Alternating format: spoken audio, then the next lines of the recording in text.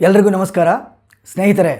ನಾನು ಎಂ ಸಿದ್ಧಾನಂದ, ನಿವೃತ್ತ ಅರ್ಥಶಾಸ್ತ್ರ ಅಧ್ಯಾಪಕ, ಜಗದ್ಗುರು ರೇಣುಕಾಚಾರ್ಯ ಕಾಲೇಜಿನಲ್ಲಿ ಸುಮಾರು 35 ವರ್ಷಗಳ ಕಾಲ ಸೇವೆ ಸಲ್ಲಿಸಿ ಈಗ ನಿವೃತ್ತ ಜೀವನವನ್ನು ನಡೆಸುತ್ತಿದ್ದೇನೆ. ಜೊತೆಗೆ JSS ಸ್ಪರ್ಧಾತ್ಮಕ ಪರೀಕ್ಷೆಗಳ ಕೇಂದ್ರ ಜಯನಗರ 4ನೇ ಬ್ಲಾಕ್ನಲ್ಲಿ ಸುಮಾರು 30 ವರ್ಷಗಳ ಕಾಲ IAS ಆಸ್ಪಿರೆಂಟ್ಸ್ಗೆ ಎಕನಾಮಿಕ್ಸ್ ವಿಷಯವಾಗಿ ಕೋಚಿಂಗ್ ಕೊಟ್ಟಿದ್ದೇನೆ. ಆ ಒಂದು ಹಿನ್ನೆಲೆಯೊಂದಿಗೆ ಈ ದಿನ ನಾನು ಈಗ ನಾಗರಿಕ ಸೇವಾ ಪರೀಕ್ಷೆಗಳ ಆಕಾಂಕ್ಷಿಗಳು ತಮ್ಮ ಪರೀಕ್ಷೆಗಳ ತಯಾರಿಯನ್ನು ಹೇಗೆ ನಡೆಸಬೇಕು, ಯಾವ ರೀತಿ ಮುಂದುವರೆದರೆ ತಮಗೆ ಯಶಸ್ಸು ದೊರೆಯುತ್ತದೆ ಎನ್ನುವುದರ ಕುರಿತು ನಾನು ಇಲ್ಲಿ ಈಗ ತಿಳಿಸಲು ಇಚ್ಛೆಪಡಿಸುತ್ತೇನೆ. ಮೊದಲಿಗೆ DVG ಅವರ ಒಂದು ಕಗ್ಗದೊಂದಿಗೆ ಪ್ರಾರಂಭ ಮಾಡುತ್ತೇನೆ. ಆನೆಗಾರ್, ಇರುವೆಗಾರ್, ಕಾಗೆಗಾರ್, ಕಪ್ಪೆಗಾರ್ ಕಾಣಿಸುವರು ಅನ್ನವನು, ಹಸಿವು ಅವರ ಗುರುವು. ಮಾನವನಂ ಅಂತು ಉದರ ಶಿಷ್ಯ ನವನಾರಸನೆ, ನಾನಾ ಅವಯವಗಳಲ್ಲಿ ಮಂಕುತಿಮ್ಮ. ಈಗ ನೋಡಿ, ಇಲ್ಲಿ ಆನೆಗಾಗಲಿ, ಇರುವೆಗಾಗಲಿ, ಕಾಗೆಗಾಗಲಿ, ಕಪ್ಪೆಗಾಗಲಿ ಎಲ್ಲಿಂದ ಬರುತ್ತೆ? ಯಾರಾದರೂ ಅವುಗಳನ್ನ ಕರೆತು ಅನ್ನ ಹಾಕುವುದಾಗಲಿ, ಆಹಾರ ನೀಡುವುದನ್ನಾಗಲಿ ಇದೆಯಾ? ಇಲ್ಲ. ಮತ್ತು ಹೇಗೆ? ಹಸಿವು ಅವರ ಗುರುವು. ಹಸಿವು ಅಂದರೆ ಉತ್ಕಟ ಆಕಾಂಕ್ಷೆ, ನನಗೆ ಆ ವಸ್ತುಗಳು ದೊರೆಯಲೇಬೇಕು ಎನ್ನುವ ಒಂದು ಮಹತ್ವಾಕಾಂಕ್ಷೆ ಅವುಗಳಿಗಿರುವುದರಿಂದ ತಾವೇ ಅವುಗಳನ್ನು ಹುಡುಕಿಕೊಂಡು ಹೋಗುತ್ತವೆ. ಹಾಗೆ ತಾವುಗಳು ಸಹ ಅಭ್ಯರ್ಥಿಗಳು ಆ ಒಂದು ಬರ್ನಿಂಗ್ ಡಿಸೈರ್ ಇಟ್ಕೊಂಡ್ರೆ ಮುಂದೆ ತಾನಾಗೆ ಪರೀಕ್ಷೆಗಳ ತಯಾರಿ ಹೇಗೆ ನಡೆಸಬೇಕು ಅನ್ನೋದರ ಕಡೆ ಕರ್ಕೊಂಡು ಹೋಗುತ್ತೆ. ಇದು ಮೊದಲನೇದು. ಅಂದರೆ ಮೊಟ್ಟ ಮೊದಲನೇದು, ಪ್ರತಿಯೊಬ್ಬರಲ್ಲೂ ಆ ಒಂದು ಉತ್ಕಟ ಆಕಾಂಕ್ಷೆ ಇದ್ದರೆ ಇನ್ನು ಮುಂದಿನ ಒಂದು ಪ್ರಯತ್ನಗಳು ಸಾಕಷ್ಟು ಕಠಿಣ ಪರಿಶ್ರಮ ಅವುಗಳನ್ನೆಲ್ಲ ಇಟ್ಕೊಂಡ್ರೆ ಸಾಧ್ಯವಾಗುತ್ತೆ ಅನ್ನೋದು ಇದರ ಒಂದು ವಿಷಯ. ಈಗ ಪ್ರಯತ್ನ ನಮ್ಮದಷ್ಟೇ ಅಲ್ಲ, ನಮಗೆ ದೈವಬಲನೂ ಬೇಕು. ನಾವೇನು ಕಠಿಣ ಪರಿಶ್ರಮ ಆಗ್ತೀವಿ, ಆ ಪರಿಶ್ರಮದ ಜೊತೆಗೆ ದೈವಬಲ ಇದ್ದರೆ ಯಾವುದೂ ಅಸಾಧ್ಯವಲ್ಲ. ಇಂಗ್ಲೀಷಲ್ಲಿ ಒಂದು ಸೇಯಿಂಗ್ ಇದೆ, God is not the sole author of our destiny, we are the co authors. If we do our best, God will do the rest, or else he takes rest. ಅಂದರೆ ಅರ್ಥ ಏನು? ಮೇಳವಿಸೆ ಪೌರುಷಕ್ಕೆ ದೈವ ಕೃಪೆ ಅಂದು ಫಲ. ಮೇಳವಿಸೆ ಪೌರುಷಕ್ಕೆ, ಪೌರುಷ ಅಂದರೆ ನಮ್ಮ ಪ್ರಯತ್ನ, ಪುರುಷ ಪ್ರಯತ್ನ. ದೈವ ಬಲ ಅಂದರೆ ದೇವರ ಅನುಗ್ರಹ. ಇವೆರಡೂ ಒಂದುಗೂಡಿದರೆ ನಮಗೆ ಎಲ್ಲವೂ ಸಾಧ್ಯವಾಗುತ್ತೆ. ಪ್ರತಿಯೊಬ್ಬರು ಏನನ್ನು ನಾವು ಬಯಸುತ್ತೀವೋ ಅದನ್ನು ಪಡೆಯಬೇಕಾದರೆ ನಾವು ಮನಸ್ಸಿನಲ್ಲಿ ಸಂಕಲ್ಪ ಮಾಡಿಕೊಳ್ಳಬೇಕು. ಅಂದರೆ ನಮಗೆ ನಾವೇ ಪ್ರತಿಜ್ಞೆ ಮಾಡಿಕೊಳ್ಬೇಕು. ಹೇಗೆ? ನಾನು ಶ್ರಮ ವಹಿಸಿದರೆ ಏನನ್ನೂ ಬೇಕಾದರೂ, ಎಂಥ ಅಸಾಧ್ಯವಾದನ್ನಾದರೂ ಬೇಕಾದರೂ ಮಾಡಬಲ್ಲೆ. ಅದಕ್ಕೆ ಬೇಕಾದ ಶ್ರಮ, ಧ್ಯೇಯ, ದೃಢ ನಿರ್ಧಾರ, ಪ್ರತಿಭೆ ನನ್ನಲ್ಲಿವೆ. ನಾನು ಮೊದಲಿಟ್ಟ ಯಾವುದೇ ಕೆಲಸವನ್ನಾಗಲಿ ಮಾಡಿ ಮುಗಿಸುತ್ತೇನೆ. ನಡುವೆ ಏನೇ ಅಡಚಣೆಗಳು ಬಂದರೂ ಅವುಗಳನ್ನು ಬದಿಗೊತ್ತಿ ನನ್ನ ಕಾರ್ಯ ಸಿದ್ಧಿಸುವಂತೆ ನಾನು ನೋಡಿಕೊಳ್ಳುತ್ತೇನೆ. ಈ ಕ್ಷಣದಿಂದ ಕಷ್ಟಪಟ್ಟು ಓದಿ ನಾನು ಜಯಶೀಲನಾಗುತ್ತೇನೆ ಎನ್ನುವ ಒಂದು ಸಂಕಲ್ಪ ಮನಸ್ಸಿನಲ್ಲಿ 24 ಗಂಟೆ ಕೊರೆಯುತ್ತಿದ್ದರೆ ಏನನ್ನು ಬೇಕಾದರೂ ನಾವು ಸಾಧಿಸಬಹುದು. All power is with in you, you can do anything and everything ಅಂತ ಹೇಳಿಬಿಟ್ಟು ವಿವೇಕಾನಂದರು ಹೇಳಿದ್ದಾರೆ. All power, everything is with in us. There is nothing that comes from outside. What ever you feel, ಅಂತರಂಗದಲ್ಲಿ ನೀನು ಛಲ, ಹಠ ಇದು ಆಗಲೇಬೇಕು ಎನ್ನುವ ದೃಢ ನಿರ್ಧಾರದೊಂದಿಗೆ ಯಾವುದೇ ಕಾರ್ಯವನ್ನು ಪ್ರಾರಂಭಿಸಿದರೆ ಅದನ್ನು ಖಂಡಿತ ನೀನು ಪಡೆದುಕೊಳ್ಳೋದಕ್ಕೆ ಸಾಧ್ಯ ಇದೆ. ನೋಡಿ, ಆ ಸಕ್ಸಸ್ ಅನ್ನೋ ವರ್ಡು ತೆಗೆದುಕೊಳ್ಳಿ ಇಂಗ್ಲೀಷಲ್ಲಿ. ಆ ಎರಡನೇ ಲೆಟ್ರ್ ಇದೆಯಲ್ಲ, U, that is very important. There is no success without you. No institution can succeed without you. No nation can become great without you. So you are very very very important. ಅದನ್ನು ನೀವು ಜ್ಞಾಪಕ ಇಟ್ಕೊಂಡಾಗಲೇ ಏನನ್ನು ಬೇಕಾದರೂ ಸಾಧನೆ ಮಾಡೋದಕ್ಕೆ ಸಾಧ್ಯ ಇದೆ. ನಾವು ಮೊದಲನೇ ಪ್ರಯತ್ನದಲ್ಲೇ ಎಲ್ಲವನ್ನೂ ಸಾಧಿಸುತ್ತೀವಿ ಅನ್ನೋದು ನಮ್ಮ ಭ್ರಮೆ. ಅದಕ್ಕೆ ದೇವರು ಕೆಲವೊಂದು ಅವಕಾಶಗಳನ್ನು ಕೊಡ್ತಾನೆ. ಆ ಅವಕಾಶಗಳನ್ನು ನಾವು ಸದುಪಯೋಗಪಡಿಸ್ಕೊಳ್ಬೇಕು. ಈಗ ನೋಡಿ, ಎಡವದೆಯೇ ಮೈಗಾಯ ಒಡೆಯದೆಯೇ ಮಗುವಾರು ನಡೆಯ ಕಲಿತವನು ಮತಿನೀತಿ ಗತಿಯಿಂತು ತಡವರಿಸಿ ಮುಗ್ಗರಿಸಿ ಬಿದ್ದು ಮತ್ತೆದ್ದು ಮೈದಡವಿಕೊಳ್ಳುವವರೆಲ್ಲ ಮಂಕುತಿಮ್ಮ. ಯಾವುದೇ ಒಬ್ಬ ಹುಡುಗನ ತೆಗೆದುಕೊಳ್ಳಿ, ಈಗ ಸ್ವಿಮ್ಮಿಂಗ್ ಕಲಿಬೇಕಾದ್ರೆ ನೀರು ಕುಡಿದಲೇ ಸ್ವಿಮ್ಮಿಂಗ್ ಕಲಿಯೋದಕ್ಕೆ ಸಾಧ್ಯವಾ? ನೀರು ಕುಡಿಲೇಬೇಕು ಅಲ್ವಾ? ಹಾಗಾಗಿ ಪ್ರತಿ ಸಲನೂ ನಾವು ಪ್ರಯತ್ನ ಮಾಡಿದಾಗ ಒಂದಲ್ಲ ಒಂದು ಆತಂಕಗಳು ಬಂದು ನಾವು ಮುಗ್ಗರಿಸಬಹುದು, ಆದರೆ ಅಲ್ಲೇ ಬೀಳಬೇಕಾಗಿಲ್ಲ. ನಾವೂ ಅಷ್ಟೇ ಎದೆಗುಂದಬಾರ್ದು. Failure is not the fatal, ಅದೇ ಕೊನೆ ಅಲ್ಲ. ಆ ಫೇಲ್ಯೂರಲ್ಲೇ ನಾವು ಸಾಕಷ್ಟು ಪಾಠಗಳನ್ನು ಕಲಿತು ಯಶಸ್ಸಿನ ಕಡೆಗೆ ನಾವು ಹೆಜ್ಜೆ ಹಾಕೋದಕ್ಕೆ ಸಾಧ್ಯ ಇದೆ. No losing hope even after repeated failures ಅಂತ ಹೇಳ್ತೀವಿ. ಆಮೇಲೆ ಏನು ಅಂದರೆ, ಯಾವುದಾದ್ರೂ ಒಂದು ಕೆಲಸ ನಾವು ನಮ್ಮದಾಗಿಸ್ಕೊಳ್ಬೇಕಾದ್ರೆ ಪೋಸ್ಟ್ಪೋನ್ಮೆಂಟ್ ಮಾಡಬಾರ್ದು, ಮುಂದಕ್ಕೆ ಹಾಕಬಾರ್ದು. No more postponement, act now. Action without delay is the secret of success. Do it now because sometimes later becomes never. ಯಾವುದೇ ಆಗಲಿ ನಮಗೆ ಬೇಕು, ಇದು ಆಗಲೇಬೇಕು, ನಾವು ಪಡೆಯಲೇಬೇಕು ಅನ್ನೋ ಒಂದು ಹಠ ಇದ್ದರೆ ಅದನ್ನು ಯಾವತ್ತೂ ಮುಂದಕ್ಕೆ ಹಾಕಬಾರ್ದು. ಆಗ್ಲಿಂದನೇ ಶುರು ಮಾಡಿದರೆ ಅದು ಭಾಳ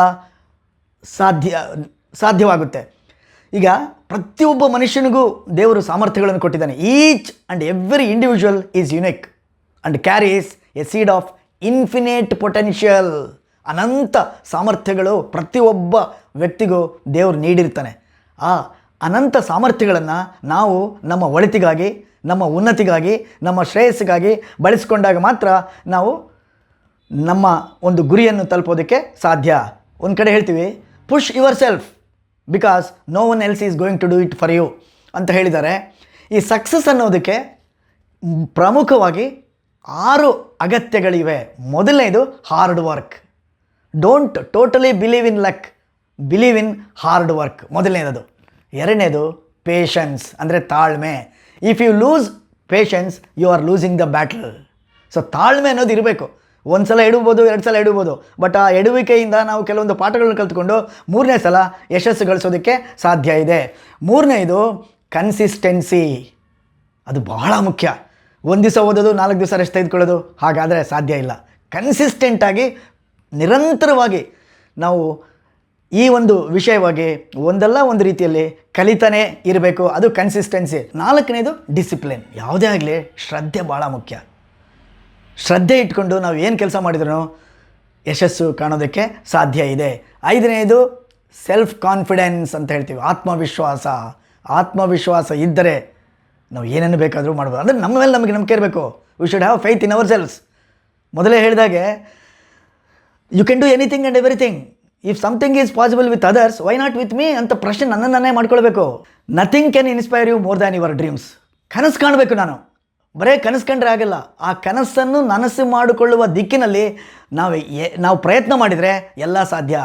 ಒಂದು ಕಡೆ ನಿಂತು ನಾವು ನೀರನ್ನೇ ನೋಡ್ತಾ ಇದ್ದರೆ, ಸಮುದ್ರದಲ್ಲಿ ನಿಂತ್ಕೊಂಡು ಸಮುದ್ರ ದಾಟಕ್ಕಾಗಲ್ಲ ಅಥವಾ ನದಿ ದಾಟಕ್ಕಾಗಲ್ಲ. ಪ್ರಯತ್ನ ಮಾಡಬೇಕು. ಸುಮ್ಮನೆ ನಿಂತ್ಕೊಂಡು ನಾನು ನೋಡ್ತಾ ಇದ್ದರೆ ಆ ಕಡೆ ಹೋಗೋದಕ್ಕೆ ಸಾಧ್ಯವೇ ಇಲ್ಲ.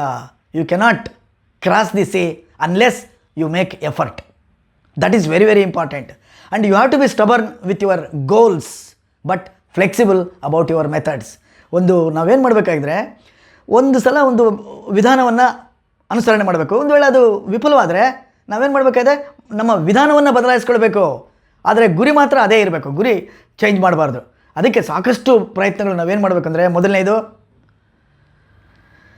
ಈ UPSC ಸಿಲೆಬಸ್ನ ತಿಳ್ಕೊಳ್ಬೇಕು. ಏನಿದೆ ಇಲ್ಲಿ, ಒಂದು ಸಬ್ಜೆಕ್ಟ್ ಅಲ್ಲ, ಎಲ್ಲ ವಿಷಯಗಳಲ್ಲೂ ನಮಗೆ ಒಂದು ಕನಿಷ್ಠ ಜ್ಞಾನ ಬೇಕಾಗುತ್ತೆ. Minimum knowledge in every discipline.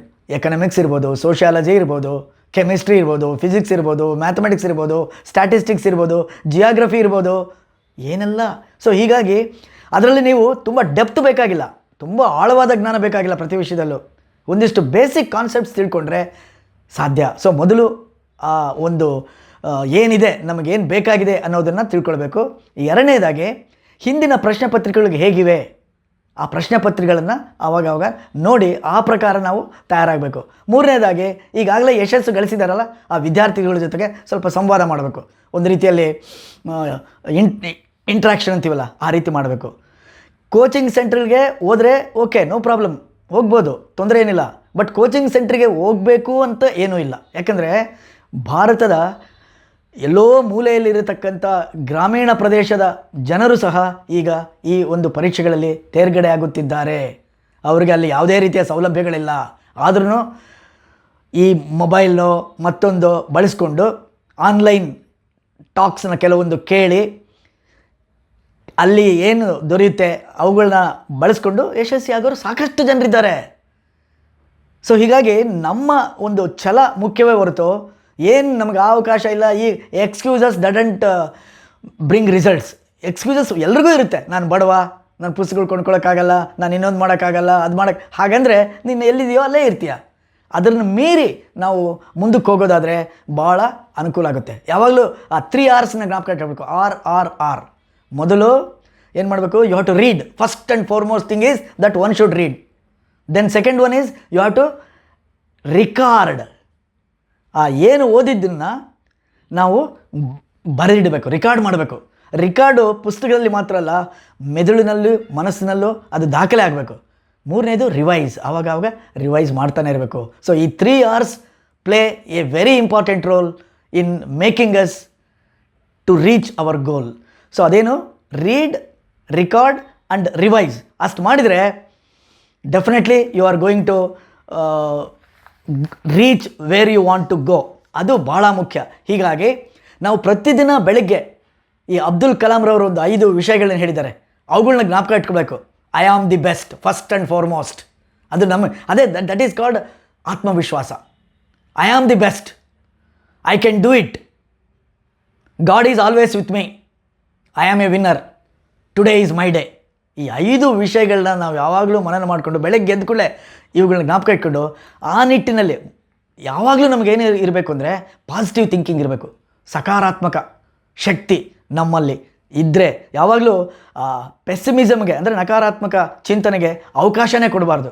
ಆ ರೀತಿ ಅವಕಾಶ ಕೊಡದೆ ಸಕಾರಾತ್ಮಕ ಶಕ್ತಿಯನ್ನು ಹೆಚ್ಚಿಸ್ಕೊಳ್ತಾ ಹೋದರೆ ಡೆಫಿನೆಟ್ಲಿ ನಮಗೆ ಏನು ಬೇಕೋ ಅದು ಸಿಕ್ಕೇ ಸಿಕ್ಕುತ್ತೆ. ಅದ್ರ ಬಗ್ಗೆ ಯಾವುದೇ ರೀತಿಯ ಅನುಮಾನ ಪಡಬೇಕಾಗಿಲ್ಲ. Okay, positive thinking is the best way to make our effort quite successful. ಈ ರೀತಿಯಾಗಿ ಪ್ರಯತ್ನಗಳು ನಾವು ಮಾಡ್ತಾ ಇದ್ದರೆ ನಾವು ಏನನ್ನು ಅಂದುಕೊಂಡಿದ್ದೀವಿ, ಏನನ್ನು ಪಡೆದುಕೊಳ್ಬೇಕಂದಿದ್ದೀವಿ ಅದನ್ನು ಪಡೆದುಕೊಳ್ಳೋದಕ್ಕೆ ಸಾಧ್ಯತೆ ಇದೆ. ಆಮೇಲೆ ನಾವು ಪೂರ್ತಿ ದೇವ್ರ ಮೇಲೆ ಭಾರ ಹಾಕಬಾರ್ದು. ಹೆಗಲ ಹೊರೆಯ ದೈವ ಭುಜಕ್ಕೇರಿಸುವ ಸನ್ನಾಹ ಸಾಗೀತೆ, ದೈವ ಒಪ್ಪೀತೆ. ನಾವೇನು ಮಾಡಬೇಕಾಗಿದೆ? ನಮ್ಮ ಬಲವನ್ನು ಮೆರೆಸಬೇಕು. ದೇವರದು ನೆಕ್ಸ್ಟು. ನಾವು ಅದೇನು ಹೇಳ್ತಾರಲ್ಲ, ದೈವ ಬಲವಿಲ್ಲದೆ ಜಯವಿಲ್ಲ, ಸ್ವಪ್ರಯತ್ನವಿಲ್ಲದೆ ದೈವ ಸಹಾಯವಿಲ್ಲ. ಸ್ವಪ್ರಯತ್ನ ಭಾಳ ಮುಖ್ಯ.